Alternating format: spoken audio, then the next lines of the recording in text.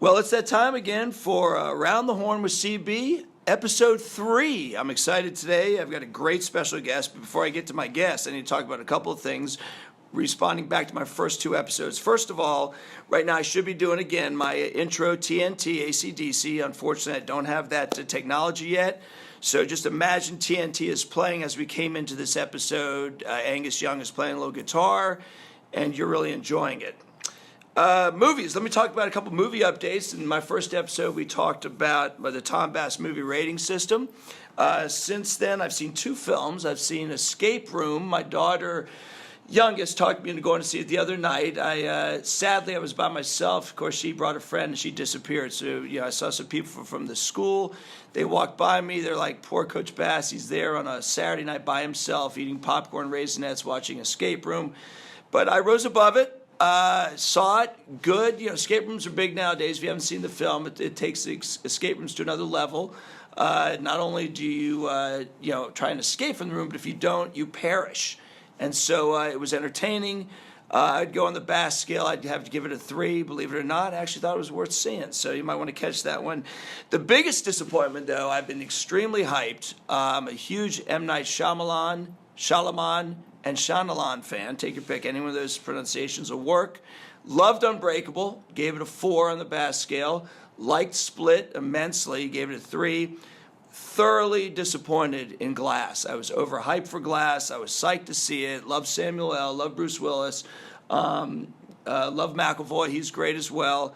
But I, believe it or not, it's borderline 1 material. I was writhing in a little bit of pain towards the end of that. So you might want to skip Glass. I'm sorry to say. Secondly, in response to my episode 2, I want you to know that, as I mentioned, you can respond to me on Facebook or tommbass11@gmail.com. And my second guest, Andy, we talked about the infamous Peter Frampton story. And I want you to know that I've had numerous responses saying and being right in line with me that it was Funkman on the keyboard, not Bob Mayo. So once again, I refuse to give up the fact that he says Funkman when you listen to Do You Feel Like We Do. Moving into this episode, so I'm so excited today. It is awesome. I'll tell you right now, as a coach who's been involved in coaching for many years, if I come across somebody that's won, the crown, the ultimate crown is to win that state championship in high school. And I just have deep, deep respect for anyone who wins a state championship, because I know the grit, the effort, the time that gets put into it. To win a second state championship is incredibly impressive. It really puts you kind of with a special class of people. Anything beyond that, 3, 4 is just truly remarkable. And believe it or not, I actually sit in front of a person right now who has won 4 state championships here at Lambert High School. And what's cool about this show is really I just bring in guests, and you're going to see I don't have any pre-notes, any background. We're just going to chat it up. But I am honored to sit with Coach Kerry Langley. She's here with me today. She's also one of our star English teachers here, of course, at Lambert. But Coach, 4 state championships. Well, Tom, thank you for having me. I actually feel privileged that I'm number 3 on your list. Thanks, Coach. What I wanted to talk about first is you said it was my grit and tenacity to win the state championships, and it's really not. It's really the kids. It truly is. Part of that training. I mean, let me just say this. Growing up and still right now, I believe the 2 toughest sports to train for are swimming and wrestling. Even though I'm a baseball coach, I'm involved in sports, but the training for swimming has got to be amazing. What do the kids go through? They have to go through it by themselves because it's not a social sport until they're out of the pool. So they're in the pool for 3,000, 4,000, 5,000 yards. How many laps is that, Coach? Let me ask this. A mile is around 64 laps. So when I go swimming, I swim 20 times back and forth. Is that would you say that's impressive? That's a warm-up. It's a warm, so that's not good. No. All right, back to the drawing board. All right, go on. So they run. How much do they swim, Coach? So, well, it really depends. There are some club swimmers who swim 2 times a day for their club meets, and then there's the high school swimmers that I coach, and we swim 4 times a week. And on Fridays we do yoga, and it's specifically for strength training. For the do you do swim yoga? Not in the water. It's not in the water, so No. it's like normal people do yoga. Yes, okay. but it's concentrating to the things that they need, like abs. Hip Nice. strength, shoulder strength. Okay. All right. So now these kids obviously have been swimming their whole life. They start young. They, and speaking of which, now do you do any, or have you done any work with any of the youth in the area? How does that work as far as preparing kids for high school? First of all, let me just kind of backtrack. I was in advertising for years and years and years, and Okay. My dad died, and to get through that, I was exercising. I went back to swimming because I swam growing up. The story is, I think, why it kind of means so much to me is my dad used to take me to practice in the mornings before I could drive, and it was so funny. He had to bribe me with Dunkin' Donuts. So he would take me in the morning. I'd get up at 4:30, go at 5, and there was the promise of Dunkin' Donuts at the end of the practice. That'll do it. So, but he had to stay there. I mean, kudos to my dad. So on the way there, the paper wasn't delivered yet, and I remember this story. He would stop by there's a house right next to the pool, and he would get the paper out of the yard because it wasn't delivered at our house yet. And so he would read it, and this happened for 4 years. So he'd read it, and then he'd wrap the sports page on the outside of it and throw it back in the yard. So I'm sure those people are like, wow, sports are just more important than anything else, even the front page of the Well, newspaper. they are, aren't they, Coach? I mean, come on, we're coaches. Let's go. I mean, so. I just remember that story. And how old were you when that was? That's when I was up in Cincinnati, so I was 10 to 15.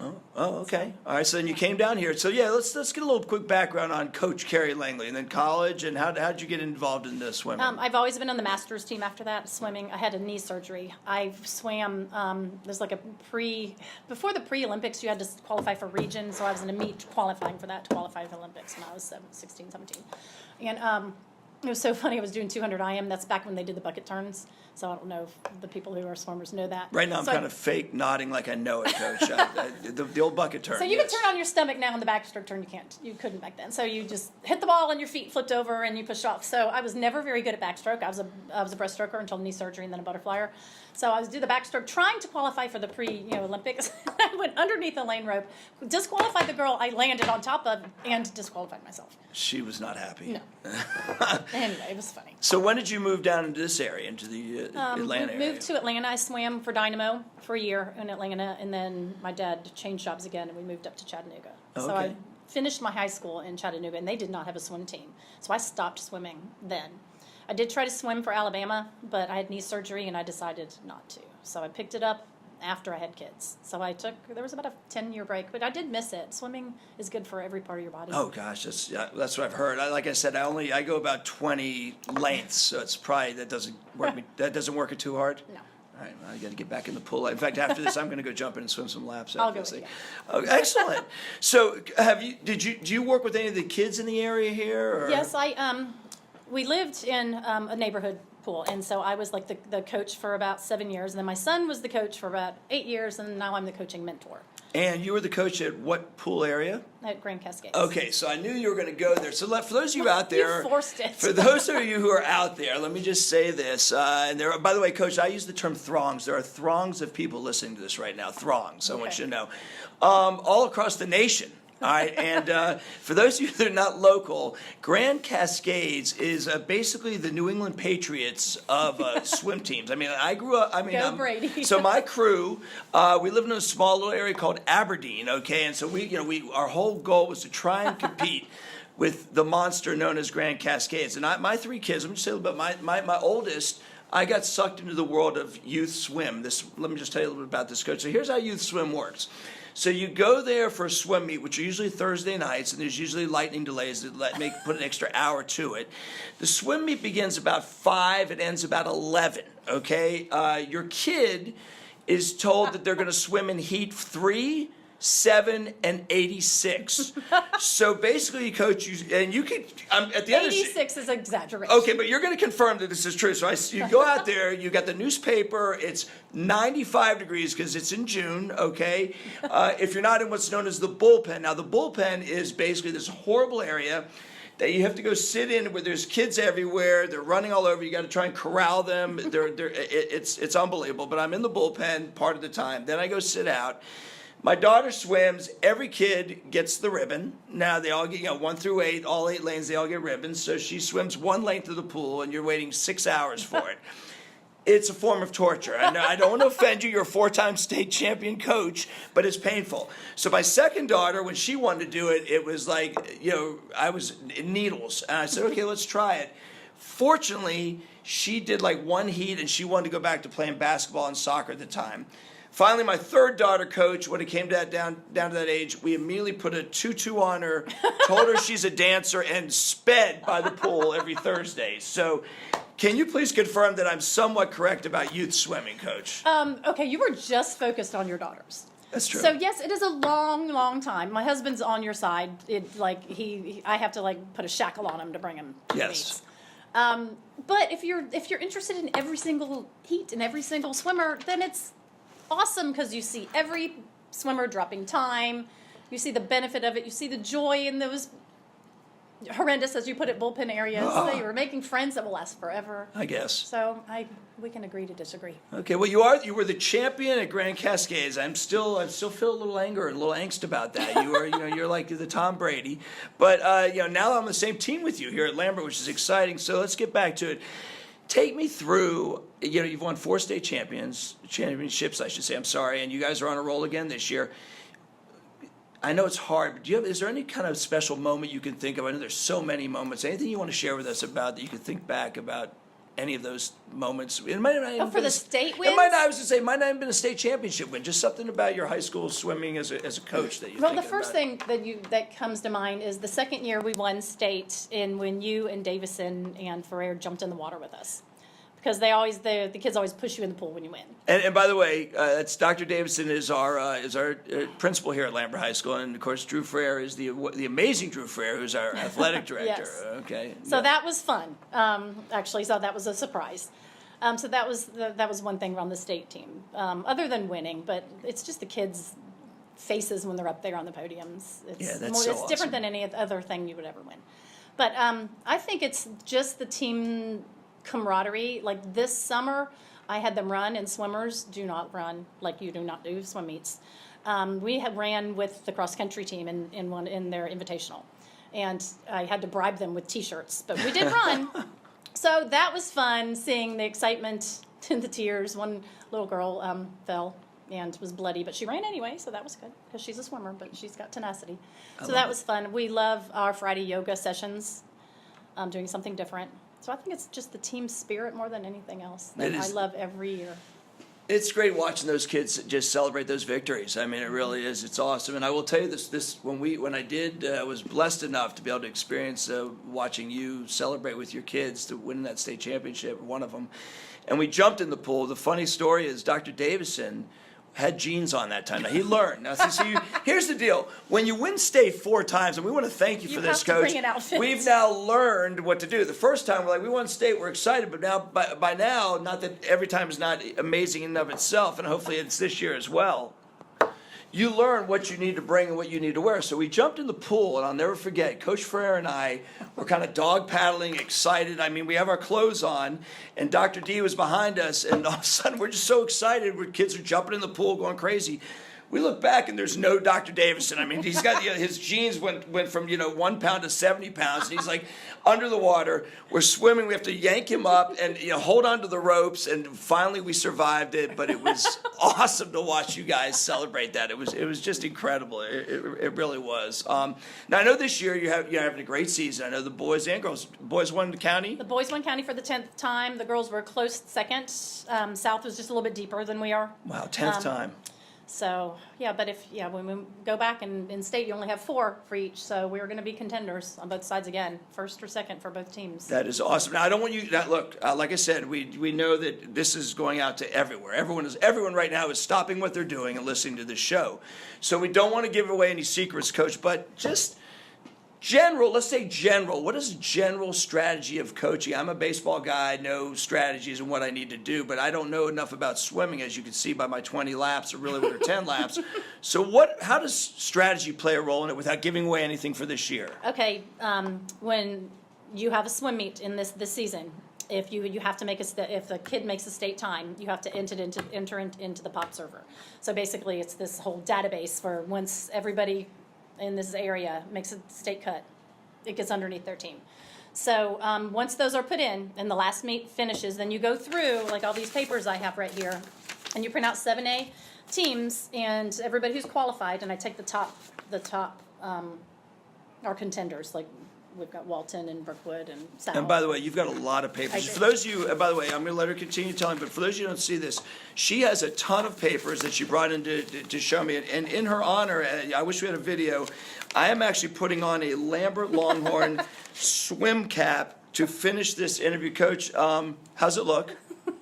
It's not on correctly. What would you expect? But it's okay. From a guy who swims It looks like a 20 tennis lanes. It's so okay. So I've got my swim cap on. So if my voice changes, because right now my head is being compressed by a very tight cap. So continue about the strategy. So I line them all up, and the kids who've qualified, I go through with the other teams who might beat us, or we might beat them, and I put the boys or the girls in the events that they have the chance of winning the most points. The big key here is relays are double points, so I really emphasize relays first.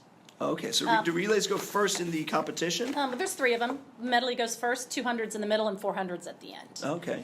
So after I do this, I get an agenda. I have the kids come in because they know their competitors from the other teams. I have them come in, and we look over, and I take their suggestions into consideration. That's awesome. So sometimes I will change what somebody's swimming because they know more than I do that their friend is in 200 IM and not 500. You know, I want to just say one thing, and again, as a coach, this really shows. This is probably a piece that really goes to why you've been so successful, that you're willing to sit back and respect the athletes who put the time in to at least listen to what they have to say in your strategy, which is amazing to me. It really is. Because a lot of coaches I don't think, would do that. I really don't. I think they would say it's... Well, I think it's worked so far, so... Well, I'm looking at a lot of hardware, so it definitely... Now, is synchronized swimming part of the swim team's state championship? No, only in the celebration afterwards. Okay, so do you remember a few years ago when you were visited by 2 synchronized swimmers at one of your practices, Coach? Yes, I do. Again, Coach Ferrer and I, this really is not relevant to anything, but I do remember in our discussion that that basically we basically came and we did a synchronized swimming Yes, you routine, did. I think, at Yes, one of you your did. practices, did we not? Thank goodness you were in the shallow end. That's true. But Coach Ferrer did a great job, and because I carried him. That's right, through that. Well, I'm going to jump ship a little bit. With the time we have left, it's not a ton, so maybe you'll be another guest at another time. Part 2, Kerry Langley. Okay. If that's okay. That sounds good. And I want to talk about teaching a little bit, which I know is you're like myself, a former English teacher. You're not former. You are a wonderful English teacher. How and why did you get into teaching, and what does it mean to you? I was making a lot of money in advertising, and my father died of cancer. And I was thinking, what the heck am I doing, dropping my kids off first at daycare and picking up last, paying the fine, because they were the last ones there. So I quit. And my husband's like, be a teacher. You're so good at raising your kids and everything. I was like, no, I don't want to do that. So I said I hated my English teachers growing up. Really? I did. Because usually English teachers love their English teachers. No, it didn't. That's why it was like a struggle. And so finally he convinced me, because I was teaching other kids like English and not math, never math. No, God, So Lord, no. No, got my master's, started teaching, and it just clicked like in 6 weeks. I was like, wow, I should have done this 30 years ago. So, but I love it. I love the creativity. I love being able to be on stage. It is. Every day. That's how I viewed it too, really. I love how it's different. Everybody thinks, oh, you're going to do the same thing over and over. You don't say the same jokes to every class. You don't do the same thing for every class, especially in English. So I love that. How many years have you been teaching? This is my ninth year. So let me ask this question. There's so many different aspects of English we could discuss, and we really don't have time to do all that on this show. Maybe multiple shows, regular guests. You're looking good right now. The potential's looking good for you, Coach, to come back. So I just want you to know that. We're gonna have to see how we do in the state. If we do well, you're definitely coming back. So it's a little, tell your kids.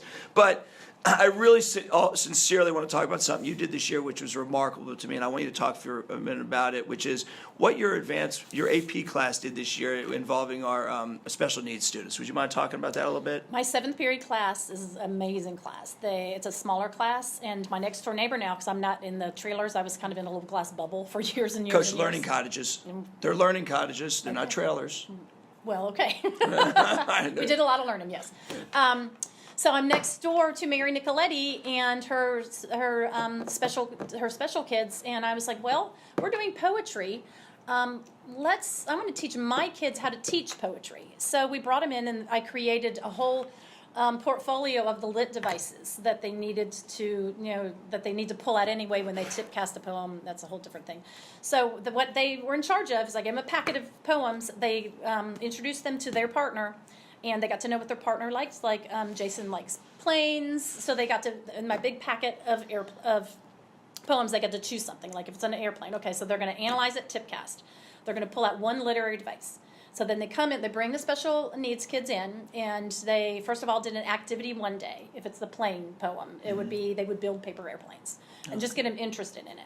The next day, they'd go over the poem, and they'd read the poem together, have the their peer read the poem, and then they would pull out one literary device, and they'd focus on that literary device, and then apply it to other aspects of the day. It was really, both kids loved it. Both classes, Ava are talking about it now. We also did Hamlet with them. And then we're going to do magical realism with 100 Years of Solitude. So we're doing it 3 different things this year. That's fantastic. But what was neat was with one of them, they were reading something in their class. And one of them said, "That's a metaphor. I learned that in Miss Langley's class." And she's like, wow. They remembered it because they were taught by a peer. That has got to make you feel so good. I mean, from both sides. Yeah, I mean, both sides. And what a great experience for everyone involved. So that was really cool. And I will say, I was very blessed to be able to be a part of watching a portion of Hamlet, and it was quite amazing, amazing. So I'm going to switch gears real quick with you. This is a first for you, at least me, and I get to be involved with the World Language Department, which is also my department. And there's a new young man teaching. His name is Scott Langley. Can you tell us what it's like and how it came about to have your son come to your school and be a teacher? Well, he graduated from here. Okay. And what was that his interest in when he was here? No, psychology. Okay. Wanted to be a psychologist in 2nd grade when he stabbed somebody in the hand with a pencil. So long story, the boy deserved it, apparently. But anyway, psychology. Then went to Alabama, my alma mater, and then went to Spain for 1 whole year. Okay. Deciding he wanted to be able to speak another language, so now he can speak 2 languages. Finished his year at Alabama, came back and was like going to do a master's program. Tried to find a psychology master's program that fit like his interests, and he couldn't find one. So he said, "I'm just going to go down to South America and I'm going to teach down there." So we went down to South America, and he taught at it was a very rural place. Like, when they ran out of water, they dipped water out of the swimming pool and boiled it, and like it was mudslides and all that. So he was there for a whole year, and then came back as like, I'm going to be a Spanish teacher. And so he interviewed with Denmark, and Davison roped him in. So he was like, I thought. And Denmark, for those of you, that's a new high school just opened. That he could actually be the head coach, swim coach, because he's a better coach than I am. Oh, so he does coach with you He then? coaches. Okay. But Dr. D is like, you're part of the flock. You need to come here, and it was like sold. So we got him. I know. We got Crazy. the Langmeister. And by the way, I've observed he is a great teacher, and he's just you have to watch. He does this thing, this activity called Avalanche, which is fantastic. Ask him to show you Avalanche. Okay. It's tremendous. So it's great. So Coach, you mentioned when you were a kid, the famous donut story. Favorite donut? Vanilla cream filled. Vanilla cream And filled. it's a horrible story about that. I was coming back actually from a swim meet one time, and I was like, we are going to get some cream filled donuts. So we all got them, and we all started eating them, and my donut did not have any cream in it. Are you kidding And me? we were already down the highway. I called them, and I said, you didn't need to send me some of the cream. I was so That's like upset. ordering a Diet Coke, driving away, and it's a Coke. I mean, you want to No, scream. It's worse than that. Yes, it's worse. No cream in a donut. Can you imagine? So let me tell you something about that kind of a donut. And if you go to any Dunkin' Donuts, okay, it's almost like, let me say this. I know I like Mexican food, and so if you go to a lot of Mexican restaurants, if you order the number 11, no matter where you go, it's the same thing. You get the taco, the burrito, and the enchilada. Right. So if you go to any Dunkin' Donut, here's what I want you to say. Give me the manager's special. Okay. Trust me, the manager's special is the donut with Really? Yes, I don't know. I have no idea why they won't give you Boston cream. Even though you are like the New England Patriots going back to your Grand Cascades, but get the manager's special. I want you to come back and tell me if indeed I was correct about that. I'm going to do it tomorrow morning. Then I'll get. By the way, I'll bring you a manager special too. And I will update it on episode 4, like I just updated it. Now I got a couple. So let me just throw a couple other things by you, and Electric chair meal. You're going to the electric chair. What is your electric chair meal? What is your electric chair meal? What do you have to, my parents used to always say, this is my electric chair meal. If I'm going to the electric chair, whether it's a steak, lobster, what is Coach Kerry Langley, 4-time state champion, hopefully 5. My favorite thing to eat is edamame and cottage cheese. What? Edamame? I never even heard of it. Is that a food? Yes, and cottage cheese. That's the best thing together with some sea salt on it. Coach, that sounds way too healthy.